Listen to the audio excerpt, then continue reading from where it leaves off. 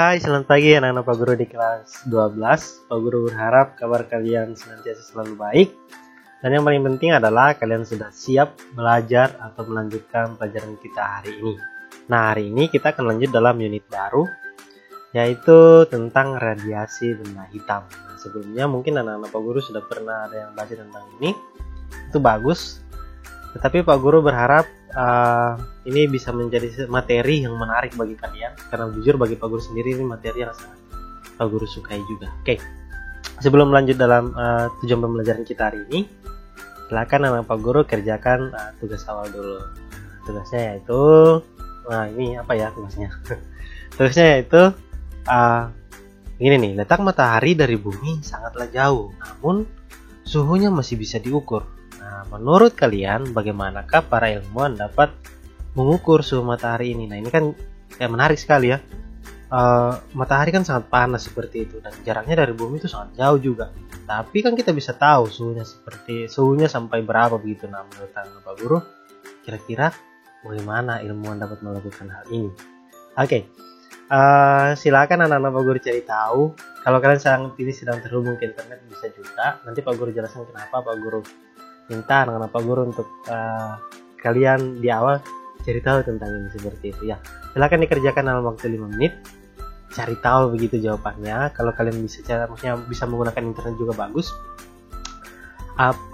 Bagaimana untuk mendapatkan jawabannya? Oke, waktunya 5 menit. Silakan dijeda dulu video.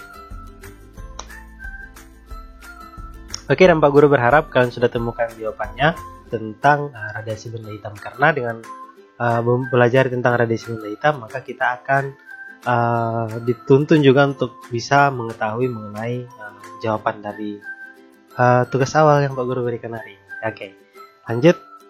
Lalu apa tujuan pembelajaran kita hari ini? Oke, tujuan pembelajaran kita hari ini yaitu menjelaskan tentang radiasi benda hitam, radiasi panas, dan intensitas radiasi ya. Pak Guru juga berharap kalian bawa buku ini, karena ini yang menjadi sumber dari pembelajaran kita hari ini, yaitu dari buku Martin Kanginan yang kita pakai dalam kelas. Silakan buka pada halaman 256 sampai 260. Itu tentang radiasi benda hitam, radiasi panas, dan intensitas radiasi. Oke, Pak Guru berharap kalian sudah buka bukunya dan kalian sudah temukan topik apa unitnya ya. Temukan babnya itu di bab 7 tentang radiasi benda hitam. Oke, sekarang kita akan lanjut dalam pembahasan mengenai apa itu radiasi benda hitam. Oke, baik, kita lanjut. Radiasi benda hitam, istilah benda hitam pertama kali diperkenalkan oleh Gustav Robert Kirchhoff itu pada tahun 1862. Dalam fisika, benda hitam atau black body adalah sebutan untuk benda yang mampu menyerap radiasi kalor atau radiasi termal dengan baik. Nah, seperti itu ya. Benda hitam adalah suatu benda yang permukaannya sedemikian sehingga menyerap semua radiasi yang datang padanya. Artinya bahwa tidak ada radiasi yang dipantulkan keluar dari benda hitam tersebut. Jadi ketika ada radiasi yang datang padanya, kalau benda dikatakan itu adalah benda hitam, maka semua radiasinya akan diserap. Lalu seperti apa benda hitam itu? Kita pelajari lebih lanjut benda hitamnya. Benda hitam dalam fisika sebenarnya bukan berarti benda tersebut harus berwarna hitam. Nah, ini harus dipahami, anak-anak Pak Guru harus mengerti ini ya. Jadi benda hitam sebenarnya tidak harus bendanya itu warnanya hitam seperti itu. Tetapi benda hitam dalam fisika itu dikatakan benda tersebut termasuk benda hitam ketika ketika benda hitam tersebut dapat atau mampu menyerap semua radiasi yang datang kepadanya. Jadi benda apapun itu, ketika dia mampu menyerap semua radiasi yang datang kepadanya, maka kita bisa sebut benda tersebut sebagai benda hitam seperti itu ya. Nah, itu jadi tadi kembali lagi Pak Guru ingatkan, benda hitam bukan harus berwarna hitam. Bendanya tidak harus berwarna hitam, tetapi benda hitam dikatakan benda hitam ketika dia mampu menyerap semua radiasi yang datang kepadanya. Nah, Pak Guru berharap sampai di sini jelas ya, Pak Guru. Oke, baik. Kita lanjut lagi, seperti apa itu? Nah, ini Pak Guru kasih contoh. Nah, contohnya seperti ini nih. Seperti kita berangkat dari benda biasa ya, ada benda biasa dan benda hitam. Yuk Pak Guru kasih perbandingan. Pak Guru berharap anak-anak Pak Guru dapat menyimak videonya dengan baik, dan jangan di skip-skip. Oke, kita lanjut benda biasa. Kita mulai dengan benda biasa dulu.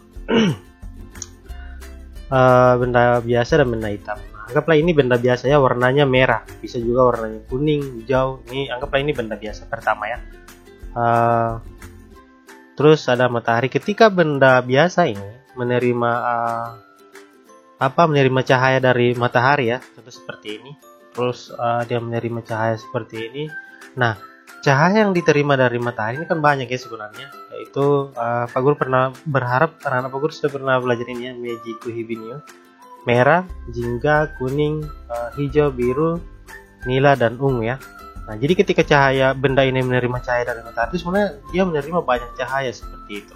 Ini benda biasa untuk benda biasa. Nah, ketika benda biasa, maka ketika cahaya itu datang, maka cahaya tersebut diserap dan akan dipantulkan. Jadi itu kalau benda biasa ya, dia akan menyerap cahaya tersebut, kemudian akan dipantulkan. Tetapi warna dari yang akan dipantulkan tersebut, kalau benda biasa warnanya yang akan dipantulkan adalah warna yang sesuai dengan bendanya. Contoh seperti ini, warnanya merah, maka yang dia akan pantulkan itu adalah warna merah dengan frekuensi tertentu ya.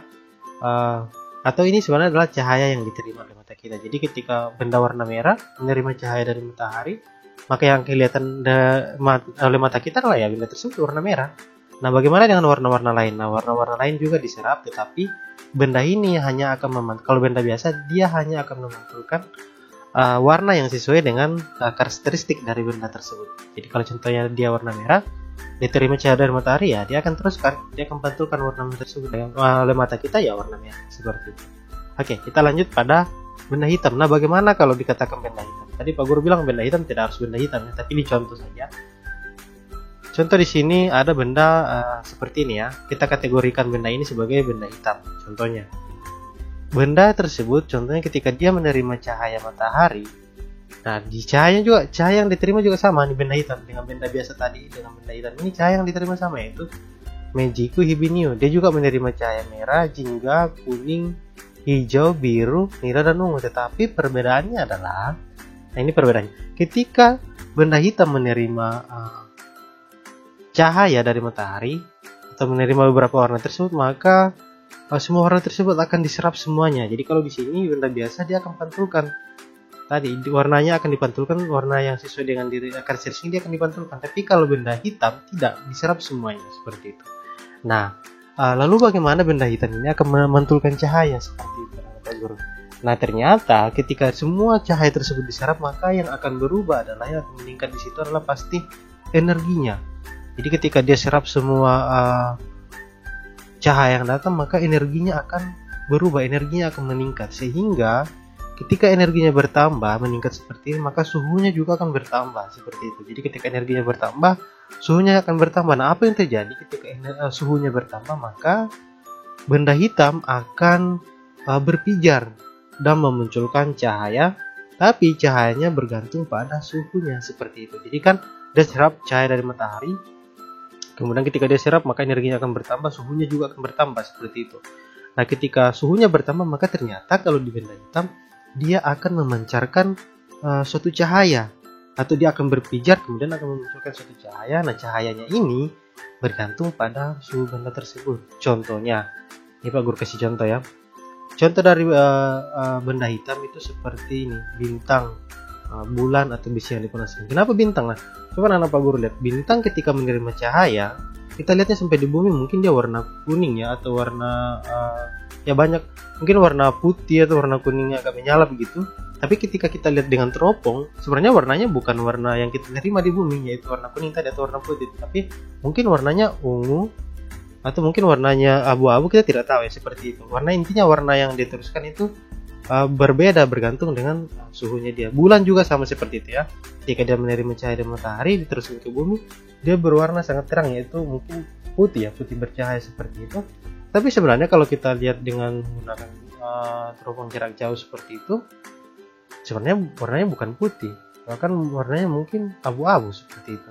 Nah, itu salah satu contoh benda-benda hitam yang menerima cahaya, terus dia serap semuanya, terus dia pantulkan berdasarkan suhunya. Apalagi, nah contoh ini besi juga ketika dipanaskan. Ketika besi dipanaskan itu, mungkin dari anak-anak peguru pernah lihat, ketika besi makin lama makin dipanaskan, suhunya bertambah, maka dia akan berubah. Suhu pertama itu mungkin dia akan berwarna merah atau berwarna gold. Ya seperti intinya warnanya akan berubah sampai yang paling panas nanti dia akan berwarna putih seperti itu. Nah itu karena suhunya. Semakin suhunya meningkat maka warnanya juga berubah. Itulah karakteristik dari benda hitam. Nah itu berarti benda-benda ini adalah salah satu contoh benda-benda hitam ya. Ketika dia menerima cahaya, semua cahaya yang diserap sehingga energinya bertambah, suhunya juga berubah, maka dia akan memancarkan sinar seperti itu. Oke, itu untuk benda hitam. Wah, Pak Guru harap sampai di sini anak-anak Pak Guru mengerti ya, sampai di sini jelas. Nah, ini kalau contohnya ini, maka kita lihat sekali lagi contoh untuk benda yang biasa ini. Kalau benda hitam kan jadi kayak gini. Nah, kalau benda biasa seperti apa? Nah, ternyata kalau benda biasa itu contohnya, nah ini banyak sekali dalam kehidupan sehari-hari. Pulpen ya. Pulpen warna biru, maka yang akan ditampilkan sekalipun dia dikenai cahaya matahari ya, yang kita terima adalah warna biru. Seperti itu sesuai dengan warnanya dia. Tempat pensil warna kuning contohnya, atau warna merah. Nah, tetap saja dalam kehidupan sehari-hari sekalipun dia dikenai cahaya matahari, tetap saja warnanya sesuai dengan karakteristiknya dia, warna tadi kuning atau warna hitam tergantung. Nah, pensil juga seperti itu ya. Nah, ini perbedaan benda-benda biasa dan benda hitam. Ini adalah perbedaan. Oke, sampai di sini Pak Guru berharap anak-anak Pak Guru dapat mengerti dengan baik tentang radiasi benda hitam. Sekarang kita akan lanjut. Sekarang kita lanjut pada radiasi panas dan intensitas cahaya. Jadi untuk lebih memahami tentang radiasi benda hitam lagi, kita juga harus memahami tentang topik radiasi panas dan intensitas cahaya. Apa itu radiasi panas dan apa itu intensitas cahaya? Oke. Wah, ternyata masih tanya apa itu radiasi panas nih? Apa itu intensitas cahaya? Ternyata kenapa Pak Guru buat seperti ini? Itu tujuannya adalah karena Pak Guru mau anak-anak Pak Guru yang mencari tahu lebih lanjut tentang radiasi panas dan intensitas cahaya. Oke, bagaimana caranya untuk mengetahui itu? Nah, Pak Guru ada tugas untuk anak-anak Pak Guru. Tugasnya yaitu ada 2 tugas. Tugas yang pertama yaitu silakan seperti biasa ya, kita mulai dengan unit baru. Buatlah peta konsep tentang radiasi benda hitam. Ini ada di buku Martin Kanginan halaman 156. Kalau anak Pak Guru nanti lihat di situ ada peta konsep. Oke, kalian bisa buat itu. Yang kedua itu tugasnya kalian buat peta konsep tersebut pada Office Word dan desainlah dengan semenarik mungkin seperti itu ya. Kemudian setelah itu kumpulkan lewat kelas F mode kita, yaitu kelas fisika kita ya, kelas F mode kelas fisika kita. Nanti di situ kalau kalian masuk seperti instruksi yang Pak Guru sudah berikan lewat video, di situ nanti kalian menuju saja langsung pada tugas yang Pak Guru berikan hari ini sesuai dengan judulnya ya. Oke, ini tugas pertama kita. Jadi kalian akan membuat peta konsep. Sebenarnya lebih kepada mind map. Jadi nanti dalam peta konsep tersebut di bawah setiap topik atau di bawah setiap topiknya nanti kalian sertakan text box tempat kalian akan menulis nanti setiap poin-poin penting yang kalian pelajari di dalam radiasi benda hitam. Jadi kalian buat peta konsepnya, di bawah setiap topiknya kalian buat text box yang di dalamnya nanti akan berisi tentang 1 atau 2 hal penting yang kalian dapat dari topik tersebut. Oke, gitu ya. Oke, itu tugas pertama. Tugas keduanya yaitu ini langsung masuk tugasnya. Berarti Pak Guru tadi lupa taruh ini di atas tugas keduanya. Apa yang kamu ketahui tentang radiasi panas? Seperti itu ya. Oke, Pak Guru skip aja. Nah, ini tugas kedua sebenarnya. Tugas kedua kita hari ini yaitu carilah jawaban dari pertanyaan di bawah ini. Jawaban dari pertanyaan ini kalian bisa dapatkan di Martin Kanginan halaman 258. Jadi di situ topiknya tentang radiasi panas. Pak Guru mau kalian baca, terus dapatkan informasi dari situ berdasarkan pertanyaan-pertanyaan ini. Seperti itu ya.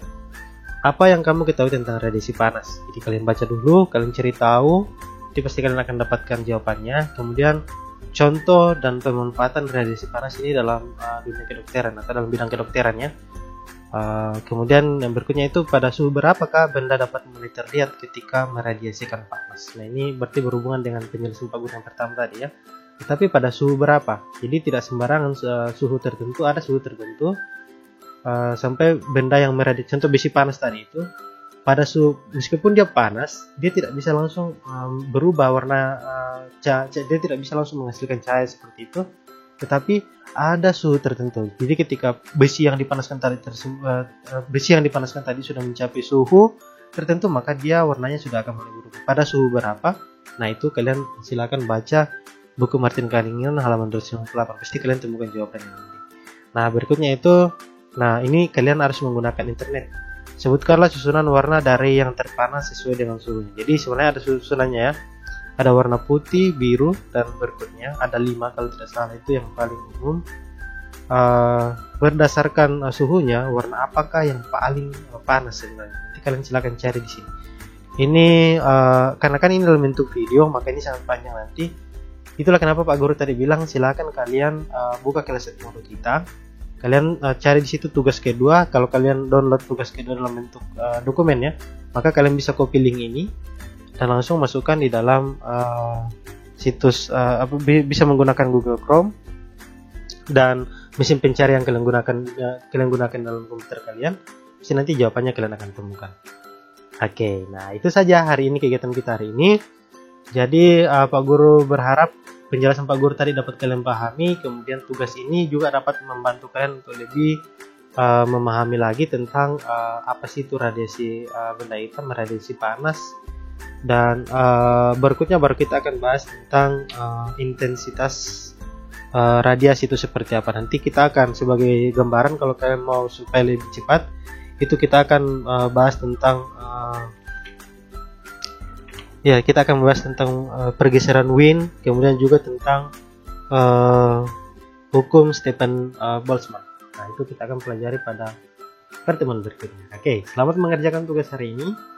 Anak-anak Pak Guru berharap kalian bisa mengerjakan dengan sukacita dan mengerjakan dengan baik. Ingat, tugas ini hanya untuk hari ini seperti itu. Jadi sesuai dengan jamnya. Apabila ternyata tugas ini tidak selesai sesuai dengan jamnya, maka jangan dikerjakan di hari lain. Kerjakan berarti pada minggu berikutnya di jam fisika seperti itu. Jadi jangan menumpuk tugas atau jangan mengerjakan tugas tidak sesuai dengan jamnya. Harus dikerjakan sesuai dengan jam. Jadi kalau hari ini kerjakan dan sesuai dengan jadwalnya. Kalau tidak selesai, maka lanjutkan di minggu depan di jadwalnya dia. Seperti itu ya. Jadi kalau tidak selesai berarti kalian anak-anak Pak Guru harus kasih feedback ke Pak Guru. Kasih laporan saja seperti itu supaya Pak Guru nanti tahu ya. Oke, itu saja untuk hari ini. Ingat untuk jaga terus kesehatan. Fokus pada tugas yang diberikan dan yang terutama itu bertanggung jawab juga. Dan membangun hubungan yang baik dengan Tuhan. Itu yang Pak Guru harapkan. Kiranya Tuhan Yesus memberkati kita semua. Oke, sampai jumpa.